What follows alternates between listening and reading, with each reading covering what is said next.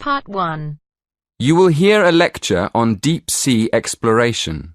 First, in the exam, you will have 20 seconds to look at questions 1 to 4. Listen carefully and answer questions 1 to 4. Good evening. My talk this evening will cover 3 main themes. First, I'll outline a timeline of how deep-sea exploration vessels developed. Secondly, I'll describe the most recent of these, the Deep-Sea Challenger. And finally, I'll look at some of the benefits of this deep-sea research.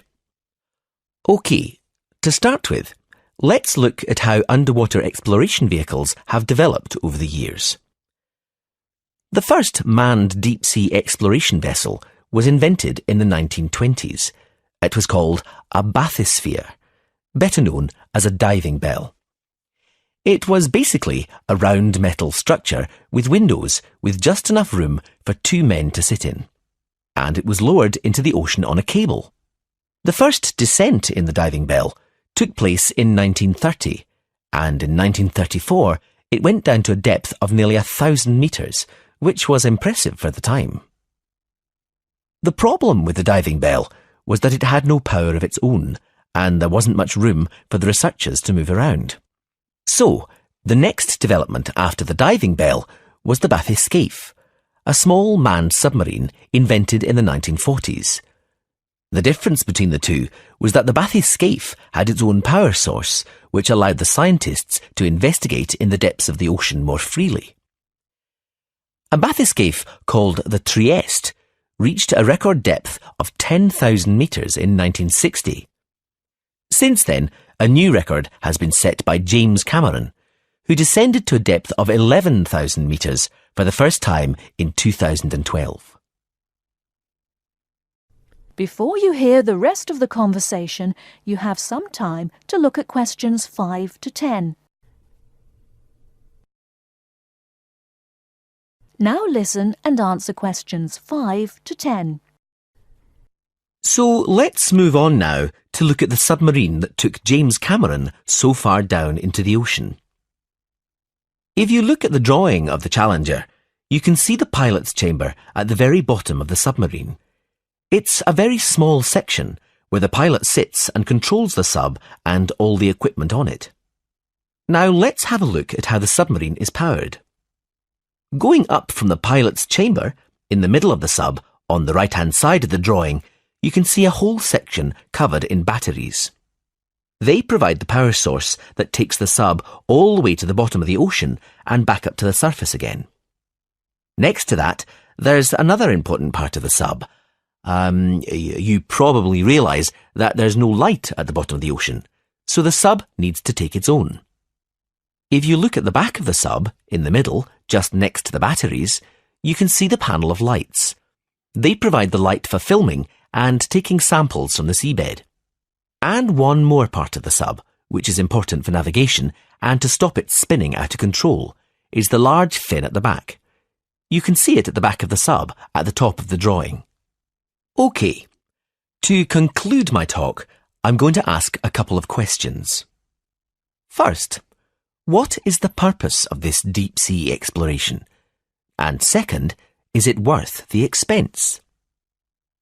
I think one of the justifications for spending so much money on this kind of research is that it allows scientists to understand more about the surface of the Earth. For example, how it was formed and how it behaves. This could have important consequences for predicting earthquakes and saving lives through early warning systems. Another reason this type of research is considered valuable is that by exploring unknown parts of the ocean, we increase our knowledge of the availability of minerals for industry. And obviously, this could lead to huge commercial advantages. So, the answer is yes. In the long run, this kind of exploration can benefit both the ordinary population and industry. That is the end of part 1. You now have half a minute to check your answers. Now turns to part 2. Part 2. You'll hear a radio program on the process of making beer. First, look at questions 11 to 14.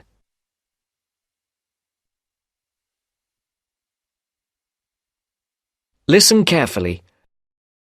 Hello and welcome to Gourmet Evening, and this week we're looking at the world's popular beverage, a great favourite today, beer.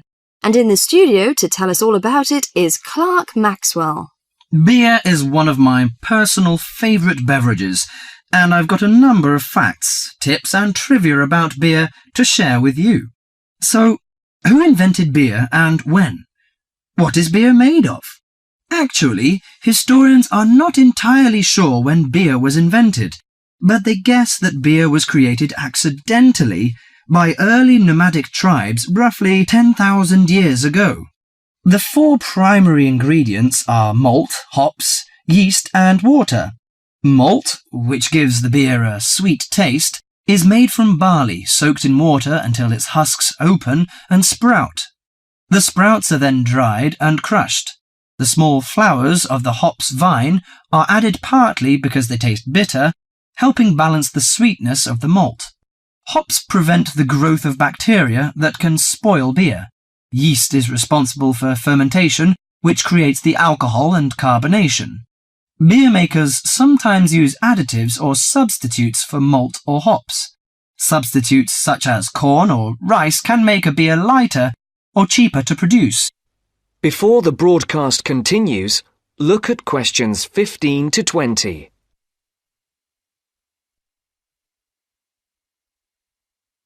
You will now listen to the second part of the talk. Adding fruit gives beer a fruity taste. Beer is not high in alcohol, as we know. The lowest type, light beer, contains no more than 2% alcohol, and the highest may reach 6%. Other drinks such as wine are more alcoholic. Wine contains 8 to 20% alcohol. But that is not to say drinking beer is no danger at all. Like all alcoholic beverages, beer can make it difficult to drive and think clearly. Excessive drinking can also lead to liver damage, high blood pressure, stomach ulcers, and other health problems. However, beer also helps prevent some health problems when consumed in moderation. Beer contains a moderate number of vitamins and minerals. Studies have shown that small amounts of alcohol can reduce the risk of heart disease. Beer also contains selenium, a mineral that promotes bone growth and helps reduce the risk of osteoporosis. I suppose many of you think beer can give you a beer belly, but you are mistaken. Genes determine how fat is deposited. No food or drink can create fat deposits in specific areas of the body. As with all foods, the more calories you consume, the more likely they are to be stored as fat and cause weight gain. Beer contains no fat and averages 150 calories per serving. Well, one more thing. Pay attention to the storage and containers of beer. They will affect its taste. It's a mistake that the taste of beer improves with age, like that of some wines. Beer is a food product that will eventually become stale. It should be stored in a cool, dark location before consumption, and the colour of a bottle can influence the flavour. Brown bottles block out light that reacts with the hops, which could damage the flavour. Green or clear bottles provide little or no protection from light damage. Do you know which country drinks the most beer? Although Britain is even on the list of big consumers, actually the Czech Republic consumes the most beer, at 156 litres per person per year, followed by Ireland and Germany. That is the end of part 2. You now have half a minute to check your answers. Now turns to part 3. Part 3. You will hear a woman called Phoebe, who is training to be a teacher, talking to her tutor called Tony about research she has done in a school. First, you have some time to look at questions 21 to 25.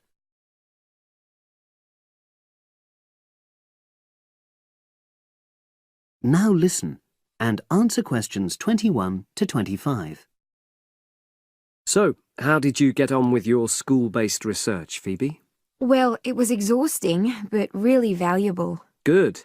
What was the specific focus you chose? My title is Attitudes towards study among 11 to 12-year-old pupils. Right, and what made you choose that focus? Well, that's a bit difficult. Lots of my classmates decided on their focus really early on, mainly on the basis of what they thought would help in their future career, in their first year's teaching. So that's what helped you decide? Actually, it was that I came across a book written by experienced teachers on student attitudes, and that motivated me to go for the topic. Okay. So what were your research questions or issues?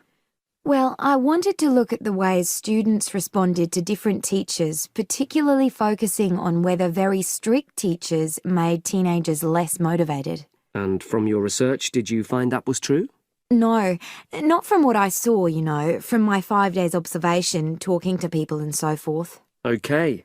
We'll talk about the actual research methods in a moment, but before that, can you briefly summarise what your most striking findings are? Well, what really amazed me was the significant gender differences. I didn't set out to focus on that, but I found that boys were much more positive about being at school. Girls were more impatient. They talked a lot about wanting to grow up and leave school. Very interesting. Yeah, it is. From doing the research, it was clear to me that you might start out to focus on one thing, but you pick up lots of unexpected insights. Right. Did you get any insights into teaching? Yes, certainly. I was doing a lot of observations of the way kids with very different abilities collaborate on certain tasks, help each other. And I began to realise that the lessons were developing in really unexpected ways. So what conclusion do you draw from that? Well, I know it's necessary for teachers to prepare lessons carefully, but it's great if they also allow lessons to go their own ways. Good point. Now, I'm really pleased to see you doing this. Analysing and drawing conclusions based on data. But surely this isn't proper data. Because it's derived from such small-scale research. Well, as long as you don't make grand claims for your findings, this data is entirely valid. I like the way you're already stepping back from the experience and thinking about what you've learned about research. Well done. But I know I could have done it better. As you become more experienced, you'll find ways to reduce the risk of difficulties. Okay. Now you have some time to look at questions 26 to 30.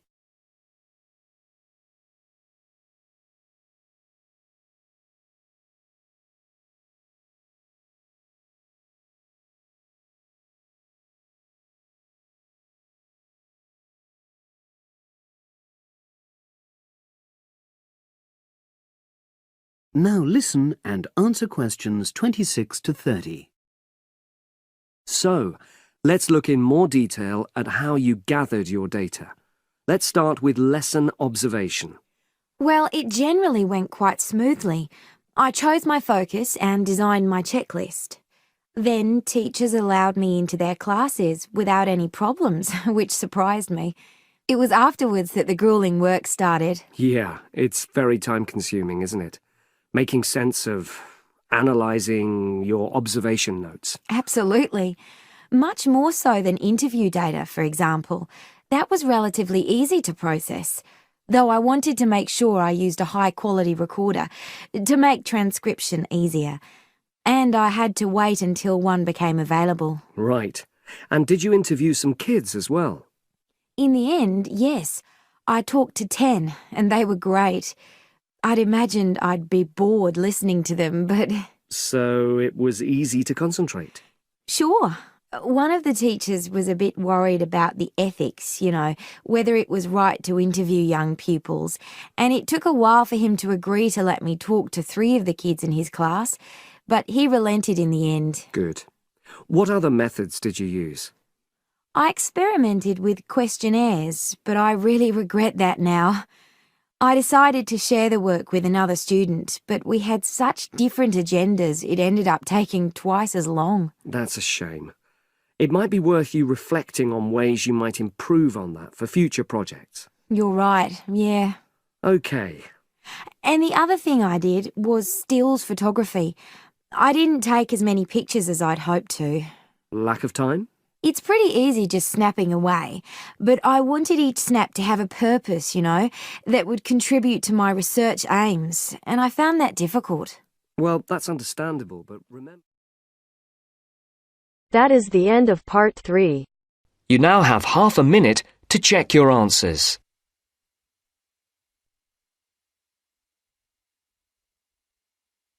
Now turns to part 4. Part 4. Here you'll hear a conversation at the counselling service. First, you have some time to look at questions 31 to 40.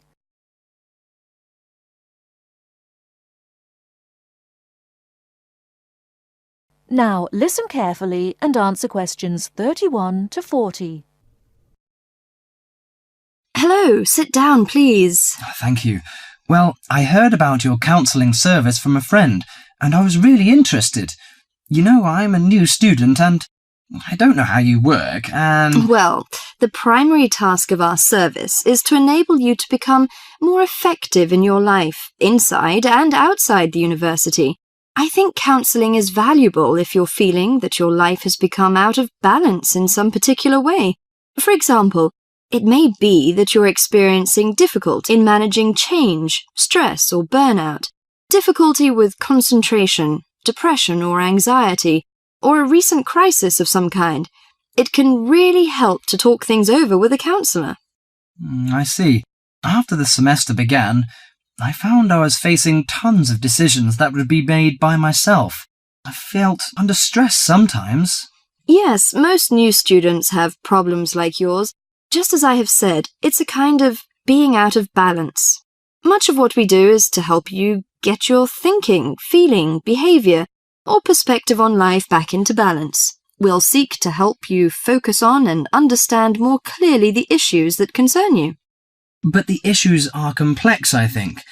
They are about academic, personal, and many other aspects. I don't know how you can help me to decide so many... Well, we don't decide. We just help. We'll respect your own values, choices, and lifestyle. We work towards highlighting your strengths and inner resources to help you make the choices, resolutions, or changes that are right for you. When you're feeling under pressure, it's easy to lose sight of the many strengths and inner resources that you have. You mean I have enough strength to solve the problems and make choices? That's absolutely right. You just lose sight of them sometimes. And it can also be helpful to talk through any difficult decisions or dilemmas with which you may be faced. You don't have to wait until you're in a crisis to come and seek help. Taking the time and space to reflect in the supportive, private and comfortable environment that the counselling service offers you is an effective way to move forward positively in your life. Is it possible if I prefer a separate waiting area? Yes. We'll take account of any special requests you may have to protect your confidentiality. The record of your name and other basic information is kept for statistical purposes. Any notes written down about you are identified by a number. No personal information is kept on the computer. How do I know what particular counselling I need to balance myself? Well, as you've noticed, when you approach the service for counselling, you will be offered an initial half-hour assessment interview with one of the counsellors.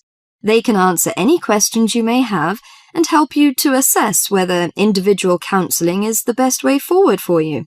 It is the initial assessment interview. If it is thought appropriate, a referral can be made to a variety of medical, therapeutic or psychiatric services in the community, or we can just begin weekly counselling sessions. How do I make an appointment if I need regular counselling? If you decide to proceed with regular counselling, you will be offered the first available appointment, often with a different counsellor. Each session would be for 50 minutes, and usually you would meet with your counsellor once a week. The average number of sessions that we see people is 5, but that can be extended. You can decide on your preferred time, early morning or late afternoon. It sounds pretty useful. I hope I can adapt to the new life with your help. You certainly will. Actually, going away to university is a time of transition and personal development. Evidence suggests that the vast majority of students who have been for counselling do find it a valuable experience. That is the end of part 4. You now have